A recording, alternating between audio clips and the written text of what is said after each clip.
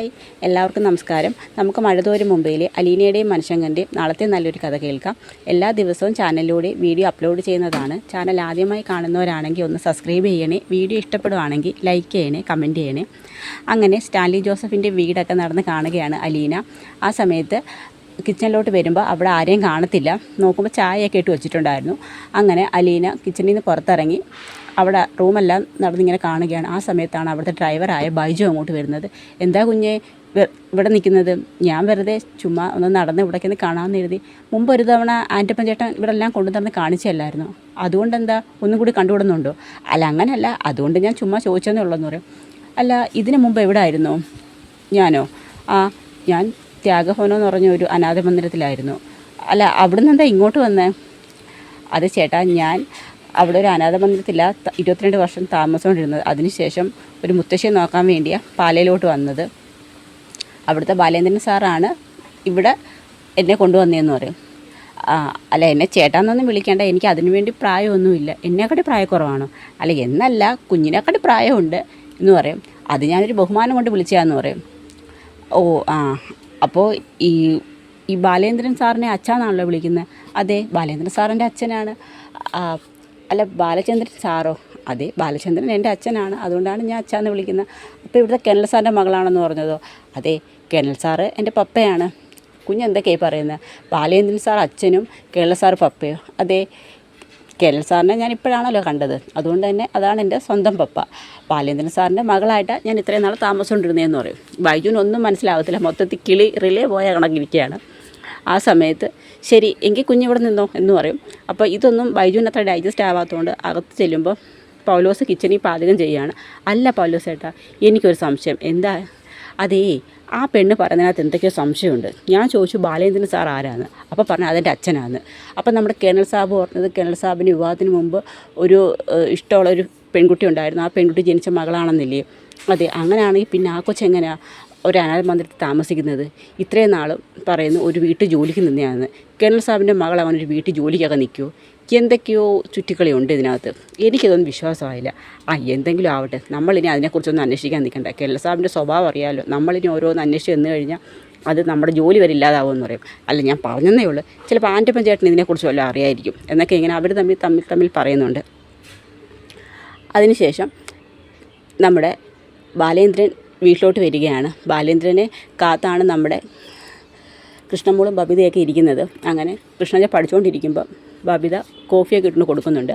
ആ സമയത്ത് ചോദിക്കും, അമ്മ എന്ത് ചേച്ചി? അമ്മ അവിടെ ഹാളിൽ ഇരിപ്പുണ്ടെന്ന് പറയും. ലാപ്ടോപ്പിൽ എന്തൊക്കെയോ നോക്കിക്കൊണ്ടിരിക്കുകയെന്ന് പറയും. അച്ഛൻ വരുമ്പോൾ കൈയോടെ പിടികൂടാനായിരിക്കും. എന്തെങ്കിലും ആവട്ടെ, ചേച്ചി ഒന്നും പറയാൻ നിൽക്കണ്ടെന്ന് പറയും. ഞാനെന്ത് പറയാൻ? എന്നോട് എന്തെങ്കിലും ചോദിച്ചാൽ അതിനുള്ള മറുപടിയാണ് ഞാൻ പറയുന്നതെന്ന് പറയും. അത് പിന്നെ വലിയ വഴക്കാവും ചേച്ചി. പിന്നെ എങ്ങനെ ഓരോന്ന് ചോദിച്ചു കഴിഞ്ഞാൽ വെറുതെ മിണ്ടാതിരിക്കുന്നതെന്ന് പറയും. എന്തായാലും അച്ഛൻ വരട്ടെന്ന് പറയും. അങ്ങനെ അത് പറഞ്ഞുകൊണ്ടിരിക്കുമ്പോഴാണ് ബാലേന്ദ്രൻ അങ്ങോട്ട് വരുന്നത്. ബാലേന്ദ്രനെ കാണുമ്പോഴത്തേക്ക് കൃഷ്ണജയും ബബിതയും കൂടി ഓടി വരും. അച്ഛാ, അലീന ചേച്ചി കൊണ്ടാക്കിയോ? അലീന ചേച്ചി എന്തു പറഞ്ഞു? ഞങ്ങളുടെ കാര്യമോ ചോദിച്ചോ എന്നൊക്കെ പറഞ്ഞൊരു 100 ചോദ്യങ്ങൾ. അച്ഛൻ എന്താ ഒന്നിനും മറുപടി പറയാത്ത? അപ്പം ബാലേന്ദ്രൻ പറയും, നിങ്ങളിങ്ങനെ ചോദ്യങ്ങൾ ചോദിച്ചുകൊണ്ടിരിക്കുമല്ലേ, നിങ്ങൾ ആദ്യം ഒന്ന് ഫുൾ സ്റ്റോപ്പ് ഇടുക, അതിനുശേഷം ഞാൻ മറുപടി പറയാം എന്ന് പറയും. എങ്കിൽ അച്ഛൻ പറ, അലീന ചേച്ചിയെ കൊണ്ടാക്കിയ വീടെങ്ങനെ? വലിയ വീടാണോ? അവിടുത്തെ സാറെങ്ങനെയാണ്? ചേച്ചിയോട് നല്ലോണമൊക്കെ പെരുമാറുന്നു? ചേച്ചിക്ക് അവിടെ ജോലി ശരിയായോ? ചേച്ചി ഞങ്ങളെക്കുറിച്ചൊക്കെ ചോദിച്ചോ എന്നൊക്കെ അങ്ങ് ചോദിക്കുകയാണ്. അവൾക്ക് ജോലിയൊന്നും ആയിട്ടില്ല, ഉടനെ ശരിയാവും. എന്തായാലും അവൾക്ക് വീടും ചുറ്റുപാടും ഒക്കെ ഇഷ്ടപ്പെട്ടു, കുഴപ്പമൊന്നുമില്ല. അവൾ സുരക്ഷിതമാണെന്ന് തോന്നിയിട്ടാണ് ഞാനിങ്ങോട്ട് വന്നതെന്നൊക്കെ പറയും. അവൾ നിങ്ങളെ വിളിച്ചായിരുന്നോ എന്ന് ചോദിക്കും. ഞങ്ങളെ വിളിച്ചായിരുന്നു അച്ഛാ. എന്തോ പറഞ്ഞു? സന്തോഷമായിട്ടിരിക്കുന്നു, കുഴപ്പമൊന്നുമില്ലെന്ന് പറഞ്ഞു. ഞങ്ങളെയൊക്കെ മിസ്സ് ചെയ്യുന്നു എന്ന് പറഞ്ഞു. അതാണ് അവളെ ഏറ്റവും വലിയ സങ്കടം. ഇവിടുന്ന് പോയതിൻ്റെ ഏറ്റവും വലിയ വിഷമം അതെല്ലാവരെയും അവൾക്ക് മിസ്സ് ചെയ്യുന്നു എന്നാണ് അവൾ പറഞ്ഞത്. എങ്കിൽ അച്ഛൻ പോയി ഫ്രഷ് ആയിട്ട് വാ, ഞാൻ കോഫി എടുക്കാമെന്ന് പറയും. ശരിയെന്ന് പറഞ്ഞ് അകത്തോട് ചെല്ലുമ്പോഴാണ് നമ്മുടെ വൈജയന്തി അങ്ങോട്ട് വരുന്നത്. എവിടെയായിരുന്നു ബാലേന്ദ്ര? ഇന്നലെ പോയതാണല്ലോ ഇവിടുന്ന്, അവളെ ജോലിക്കെന്ന് പറഞ്ഞ് അവളുടെ മുതലാളിയുടെ വീട്ടിൽ. എന്നിട്ട് ഇപ്പോഴാണോ വരുന്നത്? അതെ, ഈ കുളത്തൂപ്പുഴയെന്ന് പറയുന്നത് അന്റാർട്ടിക്കലാണല്ലോ, അതുകൊണ്ടാണ് വരാൻ ഇത്രയും വൈകിയെന്ന് പറയും. അതെനിക്കറിയത്തില്ലായിരുന്നു. ഞാൻ ഇപ്പോഴാണ് അറിയുന്നത് കുളത്തൂപ്പുഴ അന്റാർട്ടിക്കലാണെന്നുള്ള കാര്യം. ഒരു കാര്യം ചെയ്യാം, ഞാനേ അന്റാർട്ടിക്കയിൽ പോയെന്ന് അന്വേഷിച്ചിട്ട് വരാമെന്ന് പറയും. നീ ആരോടും ചോദിക്കുകയും പറയുകയും ചെയ്യാതെ നീ ഇവിടുന്ന് പോയല്ലോ. ഞാൻ ചോദിച്ചു നീ എവിടെ പോയില്ലെന്നുള്ളത്. അത് ബാലേന്ദ്രൻ, ഞാൻ എവിടെയും ഒളിച്ചു പോയതൊന്നുമല്ല. ഞാൻ എൻ്റെ വീട്ടിലോട്ടാണ് പോയത്, കൊല്ലപ്പള്ളിക്ക്. അല്ലാതെ എനിക്ക് ആരെയും ഒന്നും ഒന്നും ചെയ്യേണ്ട കാര്യമില്ലെന്ന് പറയും. ആർക്കറിയാം ആരുടെയൊക്കെ മനസ്സിൽ എന്തൊക്കെ ഒളിച്ചു വെച്ചിട്ടുണ്ടെന്നും എന്തൊക്കെ രഹസ്യങ്ങൾ മറിഞ്ഞിരിപ്പുണ്ടെന്നും ഒക്കെ. അതെന്താ ബാലേന്ദ്രൻ അങ്ങനൊരു പറച്ചിൽ? എനിക്ക് ബാലേന്ദ്രൻ്റെ അടുത്ത് ഒളിച്ചു വെക്കാൻ വേണ്ടി ഒരു രഹസ്യങ്ങളും ഇല്ലെന്ന് പറയും. അത് സ്വന്തമായിട്ട് നീ നിൻ്റെ മനസാക്ഷിയോട് തന്നെ ചോദിക്കണം, നീ എന്നിൽ നിന്ന് എന്തെങ്കിലും രഹസ്യങ്ങൾ മറച്ചു വെച്ചിട്ടുണ്ടോ എന്ന്. ആ സമയത്ത് കുറച്ച് നേരത്തേക്ക് വൈജയന്തി ഒന്ന് പതർന്ന കണക്ക് നിൽക്കുന്നുണ്ട്. ആ സമയത്ത് കൃഷ്ണജിക്ക് മനസ്സിലാവും അച്ഛനെന്തോ പറയാൻ വരുന്ന കണക്ക് തോന്നുന്നു. ആ സമയത്ത് കൃഷ്ണ ചോദിക്കും, അമ്മയ്ക്ക് ഇത് എന്തിൻ്റെ കുഴപ്പമാണ്? എന്തിനാ വെറുതെ അച്ഛനോട് വന്ന് കയറിയപ്പോൾ തന്നെ വഴക്കുണ്ടാക്കാൻ നിൽക്കുന്നത്? അച്ഛൻ അയൽ ചേച്ചിയെ കൊണ്ടാക്കാൻ പോയെന്ന് മുമ്പേ പറഞ്ഞതല്ലേ, പിന്നെ എന്ത് പ്രശ്നം അമ്മയ്ക്കെന്ന് ചോദിക്കും. വെറുതെ അച്ഛൻ വരും അച്ഛനോട് ഓരോന്നും പറഞ്ഞ് വഴക്കിടാൻ നിൽക്കുന്നു. അമ്മ ഞങ്ങളോട് ആരോടും ചോദിക്കുക പോലും ചെയ്യാതെ അമ്മയുടെ ഇഷ്ടത്തിന് ഇവിടുന്ന് ഇറങ്ങി പോയതല്ലേ. എടി ഞാൻ പോയത് എൻ്റെ വീട്ടിലോട്ട്, അല്ലാതെ കണ്ണി കണ്ടിടത്തോട്ടൊന്നും അല്ലെന്ന് പറയും.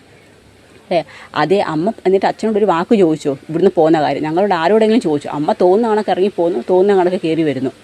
അമ്മ പോയതിന് ശേഷം ഞങ്ങളും പലയിടത്തും പോയിട്ടുണ്ടായിരുന്നു. ഞങ്ങളെ ആരും ചോദ്യം ചെയ്തിട്ടൊന്നുമില്ല. അച്ഛനറിയാം ഞങ്ങൾ എവിടെ പോയിരിക്കുന്നതെന്നും അച്ഛനോട് അനുവാദം ചോദിച്ചിട്ടാണ് ഞങ്ങൾ പോയത്. അമ്മയ്ക്ക് അമ്മ ഇഷ്ടത്തിനല്ലേ അമ്മ ഓരോന്ന് കാണിച്ചു കൂട്ടുന്നതെന്ന് പറയും. മതിയടി, നീ ആരാ എന്നെ കൂടുതൽ ഭരിക്കാൻ? നിന്നെ ഞാൻ പ്രസവിച്ചതാ, അവിടെ നീ എന്നെ കൂടുതൽ ഭരിക്കേണ്ട അവസ്ഥ ആരാ അമ്മ ഉണ്ടാക്കിയത്? അമ്മ എന്തിനാ വെറുതെ ഓരോ പ്രശ്നങ്ങളും പറഞ്ഞ് ഇവിടെ വഴക്കുണ്ടാക്കാൻ ശ്രമിക്കുന്നത്? ഇത്രയും ദിവസം ഇവിടെ ഒരു കുഴപ്പമില്ലായിരുന്നു. അപ്പം ഞാൻ വന്നത് നിങ്ങൾക്ക് എല്ലാവർക്കും പ്രശ്നമില്ലയോ എന്നൊക്കെ പറയും. അമ്മ വെറുതെ അമ്മയുടെ കാര്യം നോക്ക്, വെറുതെ അച്ഛനോട് വഴക്കിടാൻ പോകാതെ. അച്ഛൻ്റെ സ്ഥാനത്ത് ഞാനങ്ങനാണെങ്കിൽ പിന്നെ അമ്മ ഈ വീട്ടിലോട്ട് കയറത്തില്ലായിരുന്നെന്ന് പറയും. അപ്പോഴത്തേക്ക് വൈജയന്തിക്ക് നല്ല ദേഷ്യമുണ്ട്. കാരണം കുട്ടികളെല്ലാം അങ്ങ് തിരിയാണ്, ആരും അവർ പറഞ്ഞ് കേൾക്കുന്നില്ല. അങ്ങനെ ബാലേന്ദ്രൻ അങ്ങ് കയറി പോവുകയാണ്. ബബിത പറയും, വല്ല കാര്യം ഉണ്ടായിരുന്നു, വെറുതെ നാണം കേട്ട് അച്ഛന് മുമ്പിൽ എന്ന് പറഞ്ഞുകൊണ്ട് ബബിതയും കൃഷ്ണജോടി ഞാൻ കയറി പോവുകയാണ്. ഇതൊക്കെ വൈജയന്തിക്ക് ഒരു നാണക്കേടാണ്. കാരണം ഒട്ടും പ്രതീക്ഷിച്ചില്ല ഇങ്ങനെയൊക്കെയുള്ള പ്രശ്നങ്ങൾ ഉണ്ടാവുമെന്നുള്ളതൊന്നും.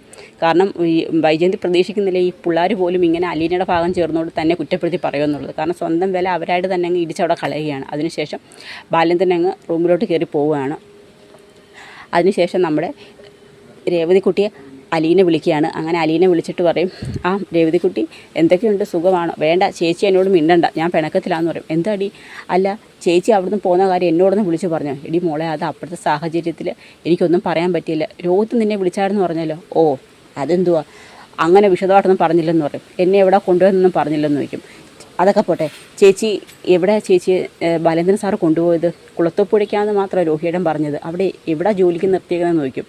അത് അവിടെ ഒരു മിലിറ്ററിക്കാരൻ്റെ വീട്ടിലാണ്. മിലിറ്ററിക്കാരൻ്റെ വീട്ടിലോ? ആ അതെ, പുള്ളി ഒരു എക്സ് മിലിറ്ററിയാണ്, റിട്ടയേർഡ് ലെഫ്റ്റനൻറ്റ് കേണലാന്ന് പറയും. ഓ അവിടെ എന്താ ചേച്ചിക്ക് ജോലി? ജോലിയൊന്നും ശരിയായില്ലെന്ന് പറയും. അത് ആരാന്നറിയാവോ എന്ന് ചോദിക്കും. അപ്പോൾ ചോദിക്കും, ആ അറിയാം. അത് ചേച്ചിക്ക് അറിയാവോ? മുമ്പേ എന്തെങ്കിലും ബാലേന്ദ്രൻ സാറ് പറഞ്ഞിട്ടുണ്ടെന്ന് ചോദിക്കും. ഞാൻ ഇവിടുന്ന് പോകുന്നതിന് മുമ്പാണ് അച്ഛൻ എന്നോട് എല്ലാ കാര്യവും പറഞ്ഞത്. ചേച്ചി എന്താ പറയുന്നത്? എനിക്കൊന്നും മനസ്സിലാവുന്നില്ല. മോളെ, ഞാനിപ്പോൾ നിൽക്കുന്നത് എൻ്റെ പപ്പയുടെ വീട്ടിലാന്ന് പറയും. പപ്പയുടെ വീട്ടിലോ? അതെ, ഈ സ്റ്റാൻലി ജോസഫ് എന്ന് പറയുന്ന കേണൽ എൻ്റെ അച്ഛനാന്ന് പറയും.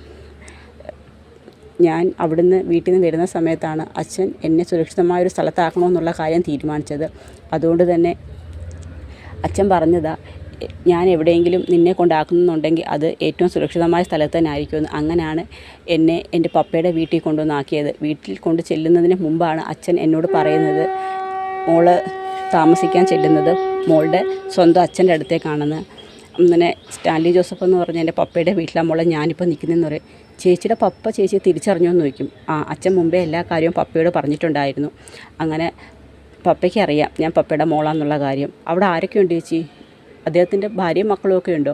ഇല്ല, അവരൊക്കെ അങ്ങ് അഞ്ചലാ താമസം. ഇവിടെ പപ്പയുടെ എസ്റ്റേറ്റ് ബംഗ്ലാവാ. ഇവിടെ 2-3 സർവൻ്റ് ഉണ്ട്, പിന്നെ കുറേ നായ്ക്കുട്ടികളും ഉണ്ട്. പ്രത്യേകിച്ച് അങ്ങനെ സ്ത്രീകളാരും ഇല്ലെന്ന് പറഞ്ഞു. ചേച്ചിക്ക് പേടിയുണ്ടോ? ഏയ്, എൻ്റെ പപ്പയുടെ അടുത്തല്ലേ ഞാൻ നിൽക്കുന്നത്, അതിൻ്റെ അകത്തൊരു ധൈര്യം എനിക്കുണ്ടെന്ന് പറയും. അങ്ങനെ അവർ തമ്മിൽ വിശേഷങ്ങളൊക്കെ പറയുവാണ്. അങ്ങനെ അതൊക്കെയാണ് നമ്മൾ മഴതോരും മുംബൈയിൽ ഇന്ന് കാണാൻ പോകുന്നത്. അപ്പോൾ ഇതിൻ്റെ ബാക്കി കഥയുമായി നാളെ കാണാം. എല്ലാവർക്കും വീഡിയോ ഇഷ്ടമായ ഒന്ന് സപ്പോർട്ട് ചെയ്യണേ. എല്ലാവർക്കും ഒരു നല്ല ദിവസം നേരുന്നു. നന്ദി.